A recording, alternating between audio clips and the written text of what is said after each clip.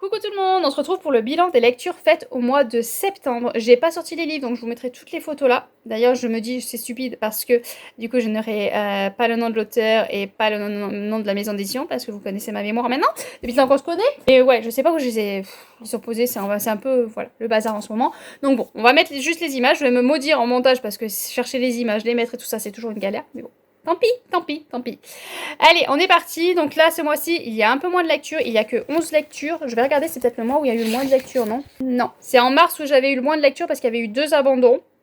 Mais sinon, après mars, ça sera le mois de septembre où j'ai le moins de lectures. Bon, après, c'est la rentrée scolaire, le temps de se mettre dans le bain avec l'école et tout ça. Mais aussi, voilà, quand j'avais du temps pour lire, c'est pas forcément, je me tournais pas forcément vers la lecture. Donc, forcément, ça se ressent. Voilà, ça se ressent dans le nombre de livres lus. Donc première lecture, faut que je me décale un tout petit peu peut-être pour mettre les images. Première lecture que j'ai faite au mois de septembre, c'est Rebelles du désert, le tome 2, que je l'ai lu en lecture commune avec Sophie. Rebelles du désert, le tome 1, j'ai bien aimé, le tome 2, j'ai bien aimé, sans problème. Les deux sont, je pense, sur le même niveau d'égalité, j'ai pas eu de coups de bas. J'ai bien aimé, on est dans une aventure, on est dans le désert, donc Rebelles du désert avec... Résumé du tome 1. On est avec Amani qui participe à un concours parce qu'elle veut gagner de l'argent, qui fait tout pour partir de la ville où elle est parce que elle doit sinon se marier avec son oncle parce que ses parents sont décédés et donc son oncle l'a récupérée, sauf qu'elle arrive à un âge à être mariée. Et lui, la solution qu'il a trouvée la plus simple, c'est tu te maries avec moi, comme ça on a une raison de pourquoi on te nourrit. Voilà, c'est très très simple, pas compliqué. Mais elle n'a pas envie de cette vie-là, elle n'a pas envie de rester dans son village qui lui apporte aucun plaisir. Donc elle fait tout pour pouvoir partir. Elle va y arriver, elle va se retrouver voilà, dans une sorte de rébellion. Je m'arrête là, déjà j'en ai peut-être trop dit. J'ai beaucoup aimé et j'aime beaucoup dans le tome 2, on a de plus en plus de personnages secondaires que j'apprécie. J'aime bien Amani, mais elle fait beaucoup d'erreurs, elle répète en plus constamment les erreurs. En plus je vous dis ça, mais le problème c'est que j'ai lu là le tome 3, donc peut-être que c'est surtout dans le tome 3 qu'elle répète les erreurs, mais je crois que du tome 1 au tome 3, je crois que c'est toujours pareil. Elle répète souvent les mêmes erreurs, elle fonce dans le tas, ou elle fait les trucs, et puis après elle se rend compte que ça la met en danger, ça met en danger aussi les autres, mais elle a besoin des autres à chaque fois pour la sauver. Et on recommence, et on recommence, et on recommence. Et elle n'arrête pas. Elle a toujours besoin des autres pour la sauver, elle n'arrive pas à se dépatouiller, elle fait des erreurs, et elle se dépatouille grâce aux autres. Et c'était son petit côté agaçant. Voilà, c'était vraiment son petit côté agaçant qui, tout du long, m'a un petit peu énervée. Du coup, j'ai préféré quand même les personnages à côté. Il y a Jean, qui j'aime beaucoup. Il est tendre, il est appréciable et il fait beaucoup pour les autres. Il y a Sam, j'espère, mais je crois qu'on le voit, je crois qu'on le voit beaucoup dans le 2. Il y a Sam auquel je m'attache petit à petit. Voilà. C'est dans le 3, je crois que je me suis attachée à fond. Mais en tout cas, je m'attache petit à petit à ce personnage-là. Il y a une autre personnage qui est très combative, très forte, que j'aime beaucoup. Enfin, voilà, il y a tout un tas de personnages qui gravitent autour, auxquels on s'attache, voilà, je me suis plus attachée que le personnage principal. On a l'univers avec de gros pouvoirs. Voilà, il y a des gros pouvoirs dans cet univers-là grâce au djinn. Il y a le sale, il y a la chaleur. Enfin, vraiment, on est vraiment dans l'univers oriental. Je trouve le mot, oriental, et c'était vraiment très appréciable et j'adore voir voilà, les pouvoirs de chacun et ce qu'ils apportent à l'histoire. C'était vraiment une belle lecture. Donc je vais m'éviter du travail au montage. Je viens de voir le livre, donc j'ai pu attraper le livre. Donc c'est La fille aux fleurs dans les yeux de Cindy Giacomo aux éditions Réminiscence.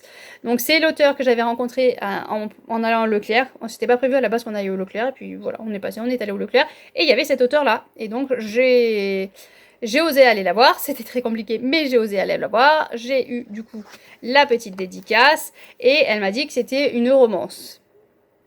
Il y avait un petit soupçon de fantastique, mais c'est surtout voilà, une histoire d'amour. Ah bon, il y a quelque chose derrière aussi. Et quand je dis ça, j'avais un peu peur. Mais en même temps, vu le sujet, je me suis dit que ça peut que me plaire.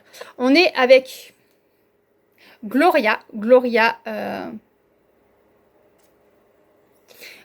qui se bat pour la défense des animaux, je crois en particulier des chiens, une certaine race de chiens, mais bon, elle a un refuge, elle se bat pour la défense des animaux, elle adore les animaux plus que les hommes, elle est séparée de son mari et elle a une semaine sur 2, me semble-t-il, ses filles à garder. Et puis un jour, pour aller chercher ses filles, je crois, il va se passer un événement qui va faire qu'elle va rencontrer un personnage qui va l'embaucher contre la défense des taureaux et contre surtout les arènes. Donc voilà, donc elle va faire la rencontre d'Auguste et ça va l'entraîner dans voilà, un combat pour la défense et contre surtout les arènes pour les taureaux. Du coup, on va aussi suivre Hermet qui est un ancien matador, un jeune matador. Il a eu un accident, donc je crois qu'il peut plus, mais en tout cas, il était très très fort dans son métier. Et on va apprendre à découvrir du coup les deux pans de cet univers, c'est-à-dire le côté à fond dans les arènes et le côté contre les arènes. Et c'était très très bien, je trouve, parce que du coup, on n'avait pas les... Enfin, on avait les deux côtés. Le côté... on avait quand même un côté positif à ces arènes, c'est-à-dire que bah voilà, ça rapporte de l'argent. Enfin voilà, il y avait quand même, on essayait de mettre quand même le côté positif. Le côté, bah, c'est ancré dans l'histoire depuis des générations et des générations, donc forcément, c'est compliqué d'enlever quelque chose qui est ancré dans l'histoire. Et voilà, il y avait quand même des éléments. On essayait de voir le côté pourquoi on continuait à massacrer et faire souffrir ces taureaux. Bon, on prône pas quand même ça, mais voilà, il y avait quand même, on avait quand même cette vision d'essayer de mettre un peu de positif dans cette histoire dans ce côté-là. Forcément, il est difficile, enfin, quand on est comme moi qui adore les animaux et qui ne supporte pas la souffrance, de comprendre, voilà, même si c'est ancré dans l'histoire, même si c'est financier. Voilà. Je comprends que ça allait mettre plusieurs personnes sur la paille, je comprends, mais voilà, j'avais du mal à me dire je suis pour, hein, voilà. C'était pas possible. Mais en tout cas, on essayait quand même de démontrer pourquoi ça continuait et pourquoi certains étaient à fond dessus. Et puis j'ai beaucoup aimé voir voilà, la balance. Et bon, forcément, j'étais plus du côté de je me bats pour qu'on arrête ces arènes. Mais voilà, il y avait pas non plus de. On mettait pas un. On pointait pas non plus du doigt énormément. On démontrait, on expliquait, on montrait les choses et on montrait aussi voilà, tout le côté, il y avait un petit côté aussi politique derrière de pourquoi ils sont protégés quelque part. Pourquoi on n'arrivait pas à fermer ces arènes alors qu'il y a beaucoup de monde contre et pourquoi voilà, pourquoi ils étaient protégés quelque part. Donc j'ai beaucoup aimé. J'ai pas forcément, enfin la romance ne m'a pas dérangée. Voilà, mais j'ai pas lu l'histoire pour la romance. Je lisais l'histoire pour tout ce qu'il y avait autour, tout ce que ça apportait, toutes les difficultés des personnages, toute l'histoire. On a l'histoire aussi du passé d'Auguste et voilà tout ce qui se rapportait autour. J'ai adoré. Donc je me suis pas focalisée sur cette romance qui m'a pas dérangée. Voilà, elle était voilà je suis pas pour, je suis pas contre cette romance. Voilà. J'ai bien aimé, oui et non, parce qu'à un moment donné, en plus, du coup, voilà, ils tombent amoureux, et puis après, ils se disent non, mais on peut pas parce qu'on est dans des camps opposés, et puis finalement, si, et puis tu m'as menti, et puis, enfin, voilà. Il y a des petits éléments qui m'ont pas forcément plu, mais comme je lisais pas pour la romance, ça m'a pas plus gêné que ça. J'ai beaucoup aimé, voilà, le message que fait passer ce livre. Il y a ce côté combat contre les taureaux, mais il y a aussi l'histoire, ben, cette femme qui est mère au foyer, enfin, mère au foyer. Elle est maman toute seule, voilà, c'est ça que je voulais dire, maman toute seule et qui se bat pour ses filles. Enfin, il y a un côté, oui, d'ailleurs, de ce côté-là, il y a un côté négatif, c'est qu'elle se bat pour les taureaux et des fois, elle en oublie les risques qu'elle encourt.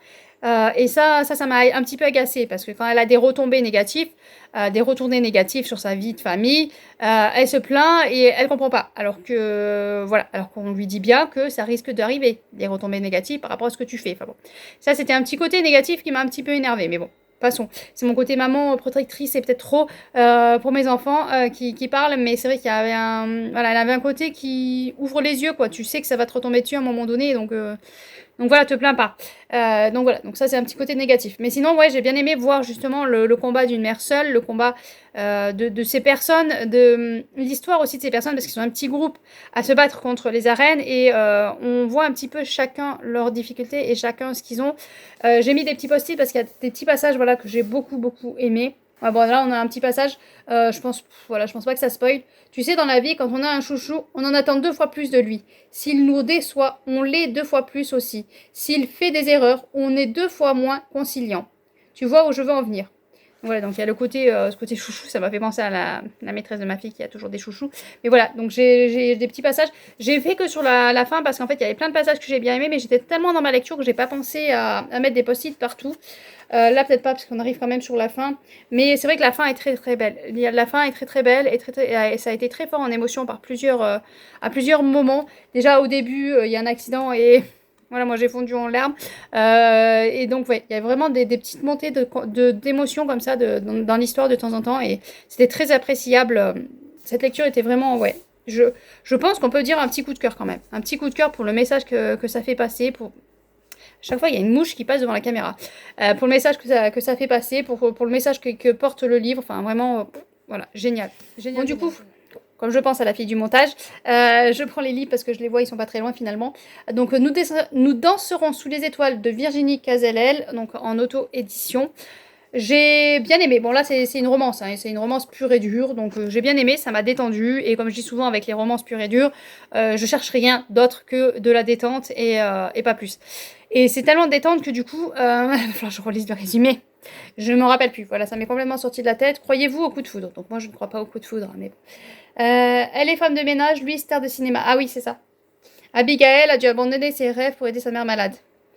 Oui, donc voilà, elle travaille dans un hôtel, elle est femme de chambre, et il y a une star, donc la star de cinéma qui débarque, et elle l'aide à se cacher parce qu'il y a, voilà, il y a tout le monde qui lui court après tout ça. Donc elle l'aide à s'enfuir, se cacher et s'enfuir. Et donc lui, il a une obsession, il veut que la revoir, que la retrouver. Et bon voilà, ça suit toute la romance. Voilà, j'avoue, ça m'a fait passer un bon moment, ça m'a fait un bon moment de détente. Et on avait un bon moment de détente, et on avait la petite question de, lui, il est blindé de fric, elle en a pas. Et voilà, il y a toujours l'argent au milieu, toujours cette interrogation au milieu. Et c'était pas mal à voir parce que, ouais, voilà, malgré l'amour, tu te poses toujours la question de est-ce qu'il va croire que je l'aime pour l'argent? Est-ce qu'elle m'aime pour l'argent? Est-ce que, voilà, on se pose toujours des interrogations là-dessus. Et voilà, il y avait cette romance, mais c'est vrai qu'il y avait ça derrière avec le questionnement de l'argent. Et du coup, à chaque fois, bon, ça c'était vraiment agaçant, mais du coup, non, on peut pas rester ensemble. Si, on peut rester ensemble. Non, là, il y a eu un truc, enfin, voilà. Oui, non, oui, non, oui, non. C'est des trucs qui ont tendance à m'énerver. Voilà, tu te poses toutes les questions avant et après, voilà, c'est fini. On a mis tout au plat, on est d'accord, et on est parti. Mais c'est vrai que tout au long, c'était oui, non, non, oui, enfin voilà. Il y avait le problème aussi avec sa maman qui a une maladie et les problèmes d'argent. Enfin voilà, c'était assez intéressant quand même de voir ce côté-là. Mais après, c'est vrai que je cherche pas, moi, je cherche pas dans les livres comme ça. Donc c'est appréciable quand ça y est. Quand ça y est pas, ça y est pas. Mais là, c'est vrai qu'il y avait voilà, ce questionnement sur l'argent, cette difficulté avec sa maman qu'elle soigne parce que faut trouver l'argent pour pouvoir la soigner. Voilà, c'est toujours un peu compliqué.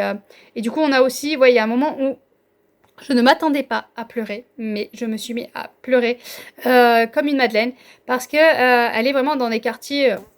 Cette mouche. Elle est vraiment dans des quartiers très voilà, HLM. Et voilà, c'est difficile dans les quartiers comme ça, surtout quand tu es une jeune fille, mais c'est aussi difficile pour les jeunes garçons qui se font des fois embrigader par des gangs. Et bon, je m'étais attachée à un personnage et j'ai fondu en larmes. Vraiment, voilà, il s'est passé un truc et j'étais vraiment en larmes, j'étais bouleversée pour ce personnage-là. Donc je m'y attendais vraiment pas. Et ouais, c'est vrai que maintenant, quand j'y repense, ça m'a touchée au plus haut point finalement. Donc moi, je m'attendais voilà, à lire une romance légère, tout va bien. Et non, il y avait quand même des petits passages assez durs. Donc, après, j'ai lu Futur à l'abri. L'auteur m'a gentiment fait parvenir son livre. C'est un intégral qui était publié chez une maison d'édition qui a fermé. Et donc, il a republié Well. Elle ou il, je sais pas, désolée, vu que j'ai pas le nom de l'auteur sous la main, je ne sais pas. Mais en tout cas, voilà, ça a été republié en intégral. Et donc, j'ai pu le découvrir parce qu'elle me l'a proposé en service presse Will. Je dis elle ou il, mais je sais pas en fait si c'est il ou elle, donc pourquoi j'essaye de dire des pronoms.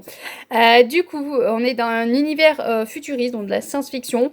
Il y a eu un événement qui s'est passé qui fait que maintenant les gens naissent par deux. Jumeaux, oui c'est ça. J'ai eu une hésitation sur le coup, mais tout le monde naît par deux, voilà, par paire. C'est automatique, sauf que et ils sont enfermés dans sorte de bunker, mais c'est pas vraiment un bunker, mais c'est que le mot ne me vient pas non plus. Donc voilà, une sorte, voilà, ils sont enfermés dans un bâtiment, tous ensemble, et ils sont par paire, sauf qu'il y a un personnage qui va naître tout seul, voilà, unique, c'est un unique, et donc tout le monde, voilà, se retourne sur son passage, il a un petit peu des privilèges, et il a un groupe d'amis, ce jeune homme, et il va fêter ses 17 ans, je crois. Enfin bon, il va y avoir son anniversaire qui approche, et il sait que ça va pas tarder, parce qu'arrivé à, je crois que c'est 17 ans, me semble-t-il, arrivé à cet âge-là, il va devoir partir. Voilà, parce c'est un devoir qu'il a à celui qui dirige, c'est la règle, voilà.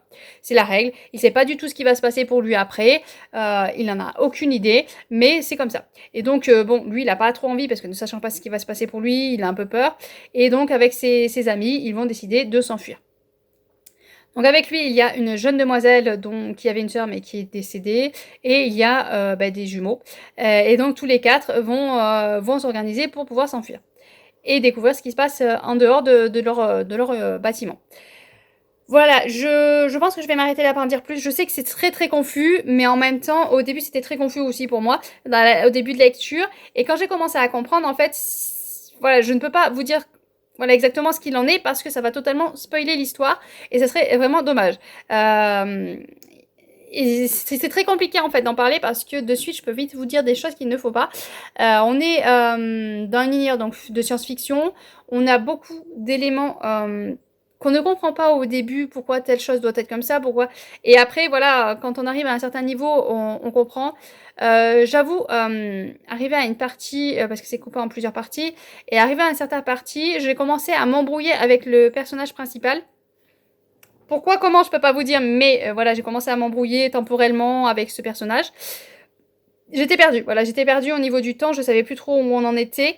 J'ai beaucoup aimé les personnages secondaires, j'ai adoré les frères, ses amis jumeaux là, parce que ils étaient mais d'une fraîcheur et ils mettaient, voilà, il y avait des difficultés et tout ça, mais eux ils étaient là pour, voilà, c'était le comique de la bande, c'était les comiques de la bande et du coup je les ai adorés. La jeune demoiselle était intéressante parce que du coup elle mettait un petit peu de douceur et puis elle est pleine voilà, de douceur, mais en même temps elle a plus ou moins peur de rien, elle y va et elle avance ouais, j'ai beaucoup beaucoup aimé ces personnages-là. Mais c'est vrai que par moments je me suis un peu retrouvée perdue de savoir plus savoir où j'en étais au niveau temporel. Voilà, je vais m'arrêter là avant de dire un trop. C'était une bonne lecture, j'ai passé un bon moment à la lecture de ce livre. Ensuite, j'ai lu L'école des bonnes mères de Jessamine Chang, je vais y arriver, aux éditions Bûcher-Sastel. Je voulais le lire et j'avais craqué parce que c'est Piketty, il me semble, qui en avait parlé et voilà, qui avait dit qu'elle avait adoré et qu'elle avait beaucoup aimé le sujet. Donc on est avec une jeune femme, est-ce qu'on a son nom? Frida. On est avec Frida qui a une petite fille, elle a la garde partagée avec le papa, ils sont plus ensemble et elle doit travailler pour voilà pour réussir à nourrir sa fille, mais elle veut aussi garder sa fille. Donc les jours où la petite fille est chez le papa, elle travaille en présentiel et quand elle a sa fille, elle travaille à distance. Sauf qu'un jour, les voisins vont appeler les aides, les assistantes ou la police, je sais plus exactement qui les appelle, mais bon. Parce que la petite de 18 mois, parce qu'elle a 18 mois, elle est toute seule dans l'appart. Elle fait que pleurer, que pleurer, que pleurer. Et en fait, quand ils ouvrent la porte de chez elle, elle est toute seule, la petite. Voilà, la maman est partie quand elle revient, bah, on lui dit que voilà, sa fille est au commissariat de police, il faut qu'elle s'y rende pour pouvoir voir un peu ce qui se passe et pourquoi elle a laissé sa fille toute seule. Forcément, elle a des retombées derrière. Elle va devoir faire un stage dans un établissement pour devenir une bonne mère. Voilà. Du coup, j'ai eu peu de mal parce que bon, quand t'es maman, t'as un peu de mal à te dire comment tu peux aller dans une école pour devenir bonne mère. Chaque enfant est différent. Donc là, elle va vraiment suivre un parcours, c'est vraiment comme une école, quoi. Elle a un programme, on va lui dire telle heure tu fais ça, on va apprendre telle chose, telle chose, telle chose. Il faut se comporter comme ça, il faut faire ci, il faut faire ça. Mais vraiment, voilà. Et pour tout le monde, c'est pareil. Il y a peut-être quelques petites choses divergentes, mais c'est quasiment, voilà, tout le monde apprend les mêmes choses, tout le monde doit faire pareil. Et ce qui est délicat parce que chaque enfant est vraiment différent. Moi, j'ai eu 5 enfants et je ne peux pas me comporter pareil avec un et avec l'autre. Je suis obligée d'avoir un comportement différent, que ce soit avec un, que ce soit avec l'autre. Alors oui, dans cette école, ils prennent voilà, des groupes de mamans d'enfants de 2 ans, ils prennent des groupes de mamans d'ados, ils les séparent et ils leur apprennent différemment. Mais voilà, toutes les 20 mamans qui sont dans le groupe d'ados vont apprendre les mêmes choses. Et moi, voilà, moi je suis de 14 et en train de, voilà, de passer un petit peu du côté de la barre ado, même si pour l'instant on ne le sent pas trop, mais je me comporte pas pareil avec celui de 17, je suis avec celui qui a 14, enfin c'est vraiment pas, et puis ils n'ont pas la même mentalité, ils n'ont pas la même, donc je peux pas me comporter pareil, je peux pas leur parler pareil, je sais que si je parle comme ça, eh ben, il va pas comprendre, ou, enfin voilà, on peut pas se comporter pareil de l'un avec l'autre, donc c'était, voilà, c'était bizarre à voir. Et puis surtout, il y a un moment où on nous dit que celles qui dirigent cet établissement n'ont pas d'enfants. Donc celle qui t'apprend à être bonne mère n'est pas mère. Et ça m'a vraiment fait bugger. Voilà, donc je vais devoir vous laisser, mais j'espère pouvoir finir cette vidéo plus tard. Donc nous revoilà, je peux enfin vous reprendre. Donc je ne sais plus trop, je sais que je parlais de celui-là parce que je l'ai mis de côté, mais qu'est-ce que je vous ai dit, qu'est-ce que je vous ai pas dit, je ne sais plus. Donc on va essayer de reprendre vite fait, et puis je couperai ce que j'ai déjà dit. Ça sera le plus simple. Et elles ont des examens, voilà, au bout de 2-3 mois, voilà, elles ont un examen, elles réussissent pas. Et elles ont aussi des punitions. Alors les punitions, je trouve ça, mais alors affreux. Affreux tant par la maman que pour l'enfant. Parce que, voilà, elles peuvent de temps en temps contacter leur enfant, mais c'est très rare et c'est vraiment une coupure très très droite, très très froide, je trouve, avec l'enfant. Alors je comprends souvent ce que la maman a fait, que ça peut être dangereux, mais enfin une coupure comme ça, je trouve ça abominable. Donc ça déjà j'ai trouvé ça vraiment pas très correct pour l'enfant. Déjà pour l'enfant, oui tu fais des rencontres avec la maman qui a commis la faute sous surveillance, mais pas comme ça. Enfin vraiment là ça m'a vraiment choqué la façon dont c'est fait. Je sais pas exactement comment ça se passe réellement parce que j'ai jamais vécu ça. Hein, ceux qui me suivent savent que j'ai eu droit à une assistante maternelle. Il y a une assistante sociale qui est venue, voilà, chez moi, vérifier un petit peu comment c'est, mais ça n'a jamais été plus loin. C'était juste pour voir, voilà, pourquoi mon grand n'allait pas en cours.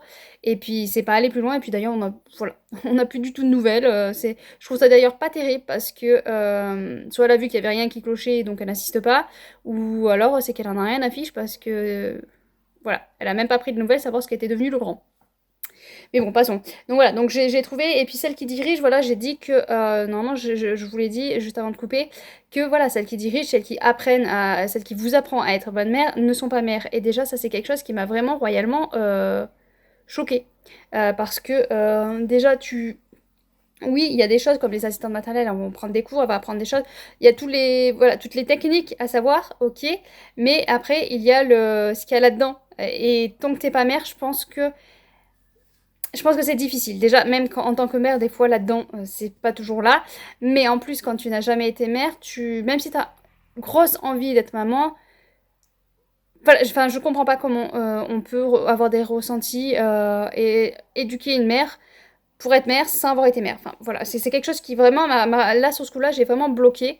Après, ça commençait à être un peu long, un peu redondant. Et j'ai trouvé que voilà, certaines mamans avaient elles faisaient des choses, voilà, elles sont là pour travailler sur elles, pour pouvoir récupérer leur enfant, et elles ne peuvent pas de se retenir de faire des âneries. Elles savent que c'est une bêtise, mais elles vont quand même le faire. Elles savent qu'elles prennent le risque de plus voir leur enfant, mais elles vont quand même le faire. Ça, j'ai trouvé ça choquant parce que tu te dis, elles sont pendant un an là-dedans, tu peux te tenir pendant un an. Enfin, vraiment, tu peux te tenir pendant un an. Je sais que c'est dur, c'est très dur leur situation, c'est très dur ce qu'elles vivent, mais si tu sais que tu prends le risque en faisant ça de plus voir ton enfant, tu le fais pas en fait. Enfin, voilà, il y a des trucs que j'ai vraiment trouvé très, très choquants, très déplacés. Après, voilà, moi je parle en tant que moi, maman, comment je procéderais. Après, forcément, on est tous différents. Voilà, on est tous différents, donc je peux pas non plus juger. C'est ça aussi que je dis, c'est que on ne peut pas toute maman est différente, toute situation est différente et on peut pas avoir une école en fait, c'est pas possible en fait.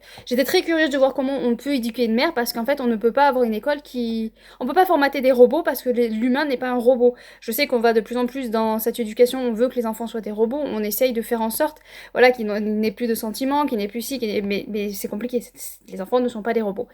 Donc voilà, donc j'ai bien aimé ma lecture, c'est vrai qu'à un moment donné, voilà, j'ai trouvé que ça commençait à être long, on tournait un petit peu en rond et la fin voilà, je pense qu'à la fin était assez dure, assez terrible. Et comme j'ai dit, dans cette situation-là, je pense que j'aurais peut-être réagi pareil. Voilà. Je peux pas en dire plus, mais c'était une bonne lecture. C'était une bonne lecture. Je pense qu'on aurait enlevé. Voilà, il fait combien de pages? Je crois qu'il fait. Voilà, il fait plus de 500 pages. On se serait arrêté à 350 pages. Je pense que ça serait été nickel. Voilà, il y aurait évité peut-être quelques longueurs. Mais c'est vrai que ça pose vraiment pas mal de questions et c'est assez intéressant. Ensuite, j'ai lu Un petit jeunesse, donc Monstre Hôtel, le tome 3, La pierre d'Aunefjord, aux éditions Gulfstream de Karina Rosenfeld. C'est d'un petit jeunesse que j'aime bien, je me plonge dedans, c'est vraiment très distrayant. Ça se lit très très vite, il fait 150 pages, 200 pages, il fait 200 pages. Il y a c'est où je crois que je viens de les voir en plus. Il y a à la fin les dessins des petites créatures qu'il y a dans ce monde-là, dans cet univers. Et on suit une petite fille qui peut voir ces monstres. Normalement, on les voit pas, mais elle a le don de pouvoir voir ces monstres. Et donc, à chaque fois, elle suit une petite aventure et à essayer de protéger ces monstres comme elle peut. Et à chaque fois, c'est un ravissement. J'adore. Il me reste un tome à lire dans cet univers. Et je le lirai avec grand plaisir quand je me l'aurai procuré. Sinon, il faudrait que je l'emprunte à la médiathèque parce que mon fils a vu qu'il y était. Mais ayant les 3 premiers, forcément, je vais vouloir le 4e dans la bibliothèque. Alors, est-ce que j'attends de trouver le 4e pour le lire ou est-ce que je le lis et après je me procure? On verra comment je fais. Mais voilà, je clôturerai cette saga Ça serait bien que je le clôture l'année prochaine. Là, il faut que je réduise les achats, mais voilà, si je peux l'emprunter à la médiathèque, je peux clôturer rapidement une saga. Mais ouais, vraiment un bon enchantement pour les enfants, nickel. Je pense à partir de 8 ans, ça passe très très bien. Il y a des petites, voilà, une petite aventure. Pour Halloween, en plus, celui-là, il est parfait. Regardez la couverture.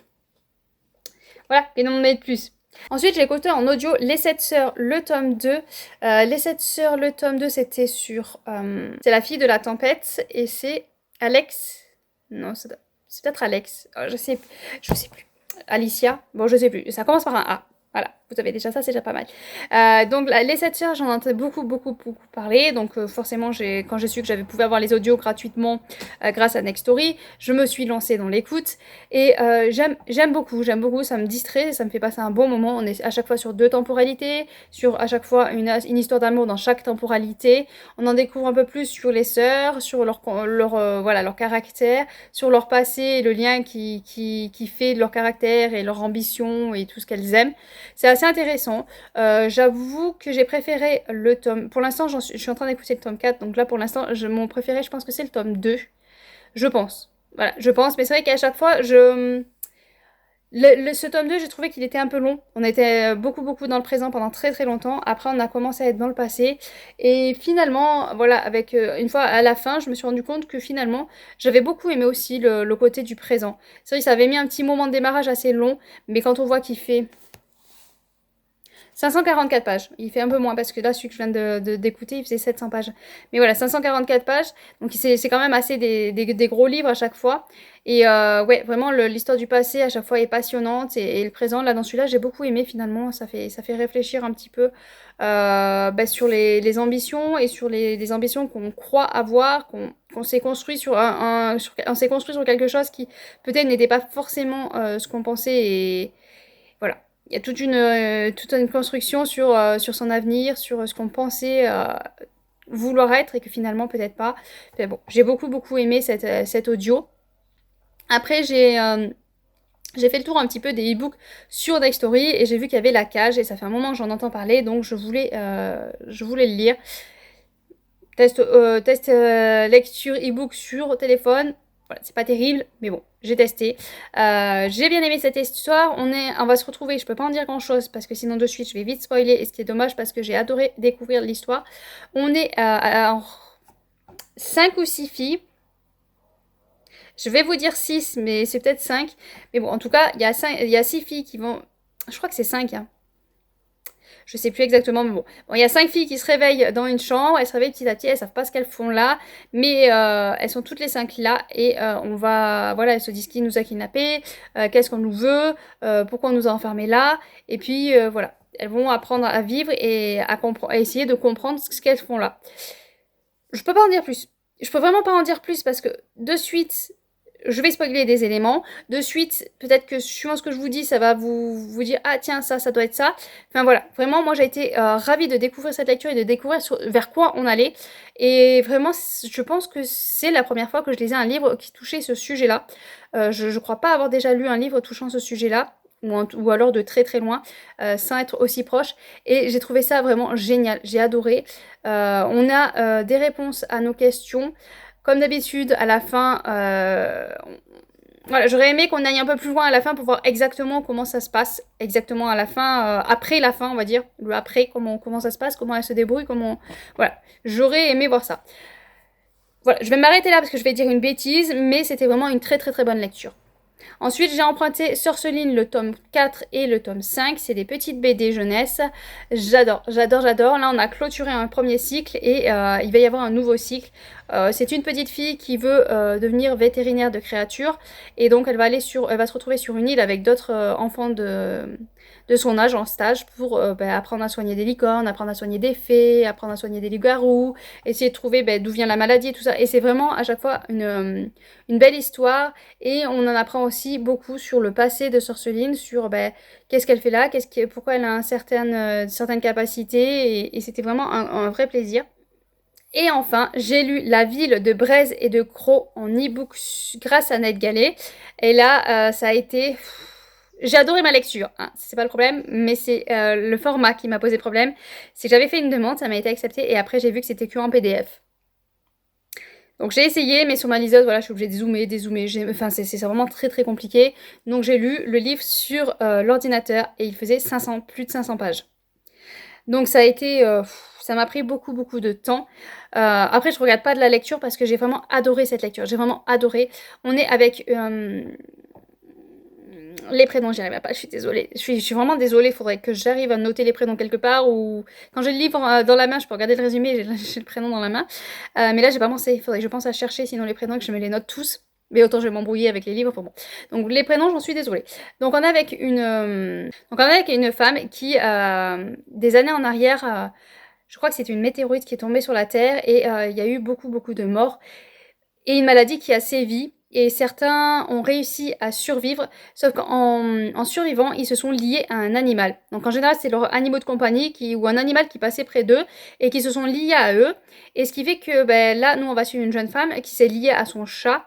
Et le chat a la capacité de pouvoir parler. Du coup, ils peuvent parler, ils peuvent, voilà, ils peuvent échanger. Et elle, du coup, ça lui a donné certains pouvoirs. Il s'avère que nous, on va retrouver cette jeune femme qui redébarque à Paris 7 ans après avoir été exilée. Son chat de compagnie donc était décédé, sauf qu'elle s'est liée avec un nouveau chat. Normalement, ça ne se fait pas, c'est très rare. Il n'y a pas de naissance. Une fois qu'ils meurent, une fois qu'ils sont morts, ils sont morts. Il n'y a pas de nouvelle personne avec ses pouvoirs. Mais là, il s'avère que il y a eu une naissance et du coup, elle s'est liée avec ce nouveau chat. Et donc, elle retourne à Paris pour voilà, pour dire qu'elle a un nouveau familier. Ça s'appelle pas comme ça. Je sais plus exactement les termes. Je suis désolée. Et donc, elle s'est liée avec ce nouveau chat. Et donc, elle va se présenter et ils vont lui dire bon, ben, tu vas reprendre ton métier. On va lui dire on a besoin de toi parce que c'était une sorte d'enquêtrice et ils ont besoin d'elle parce qu'il y a des meurtres de jeunes enfants qui sévissent.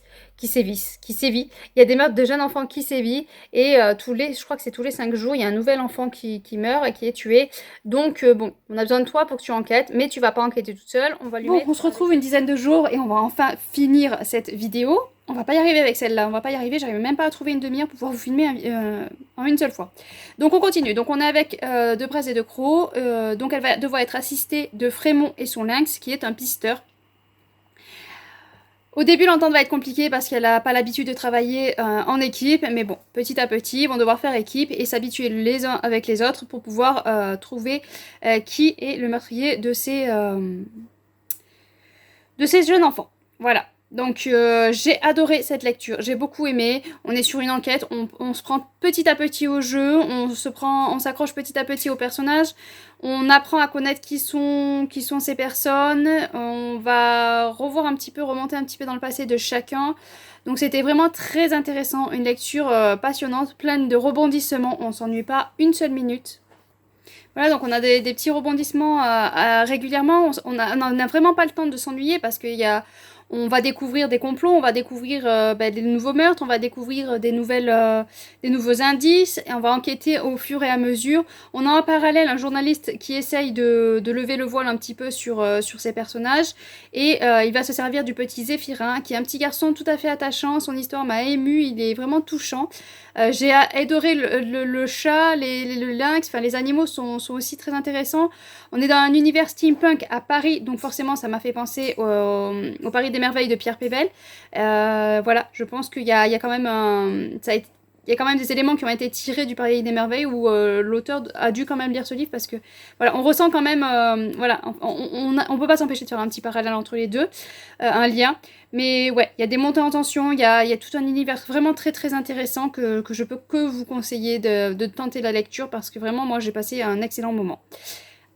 Mis à part le fait que je l'ai lu en PDF sur l'ordinateur. Voilà. Bon voilà, j'ai enfin réussi à finir cette vidéo, donc il est temps de choisir le gagnant du mois de septembre.